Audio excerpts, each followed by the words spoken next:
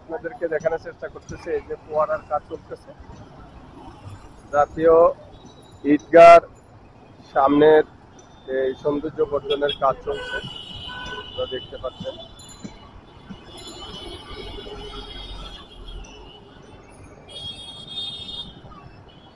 আর ওখানে হলো জাতীয় ঈদগাহ, যেখানে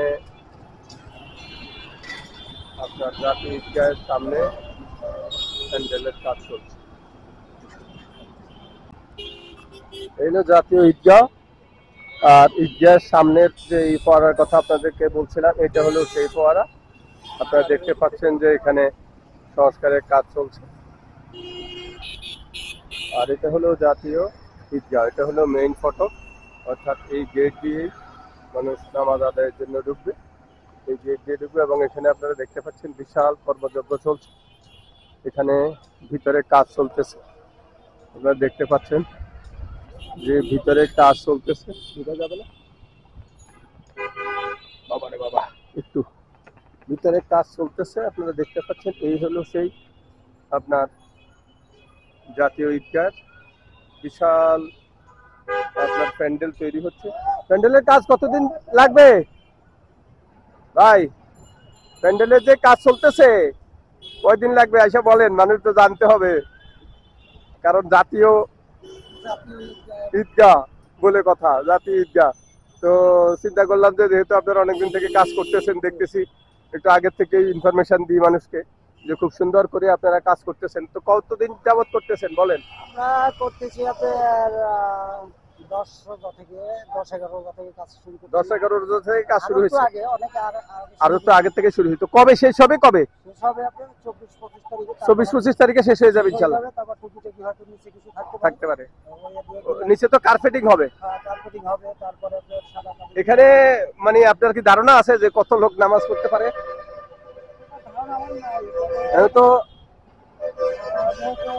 ধারণা নাই। 50,000-এর উপরে সম্ভবত, আমরা যতটুকু জানি 50,000-এর উপরে।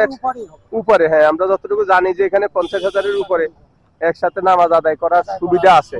এবং মহিলাদের জন্য একটা প্যান্ডেল আছে ওই পাশে, মহিলাদের জন্য প্যান্ডেল আছে ওই পাশে, এটা আমরা জানি।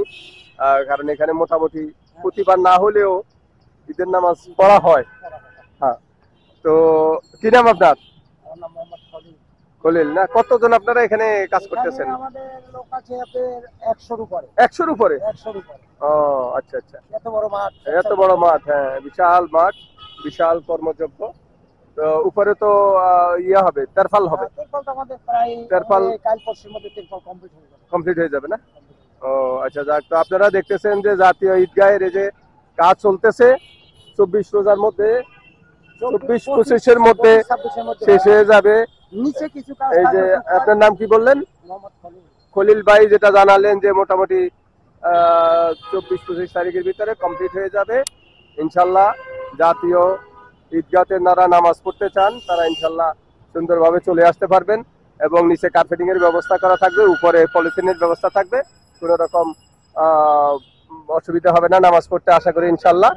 আপনারা চলে আসবেন। তারপরে এখানে তো পর্যাপ্ত পরিমাণে সিকিউরিটির ব্যবস্থা আছে এবং থাকবে। আপনারা এই যে এখানে সিকিউরিটির ব্যবস্থা থাকবে, কাজ চলতেছে আপনারা দেখতেছেন জাতীয় ঈদগাহ, আপনাদেরকে দেখানোর চেষ্টা করতে। তো ঠিক আছে খলিল ভাই, ওকে, থ্যাংক ইউ ভেরি মাচ।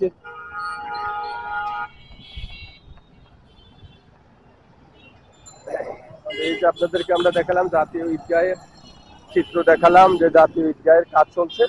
এই হলো জাতীয় ঈদগাহের যে সামনের যে ফোয়ারাটা, সেই ফোয়ারাটার কাজ সামনে অলরেডি করতেছে, আপনারা দেখতে পাচ্ছেন। তো ইনশাল্লাহ ঈদের দিন দেখা হবে।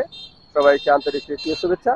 এইটা হলো জাতীয় ঈদগাহ, আপনাদেরকে জাতীয় ঈদগাহের এই যে আপনাদের ইয়েটা দেখাই দিচ্ছি। এটা হলো জাতীয় ঈদগাহ, এই জাতীয় ঈদগাহ, যেখানে আমাদের ঈদের নামাজ আদায় করার জন্য দূর দূরান্ত থেকে মুসল্লিরা এখানে আসেন। তো এখন কাজ চলতেছে, সেই চিত্রে আপনাদেরকে দেখালাম। এটা হলো মেইন ফটক এবং দুদিক দিয়ে এটা হলো আপনার সামনের অংশ। এটা হলো সেই ফোয়ারা, যে ফোয়ারাটা আপনারা ঈদের দিন হয়তো দেখতে পাবেন। এখানে সংস্কারের কাজ চলছে এখন। তো সবাইকে ধন্যবাদ।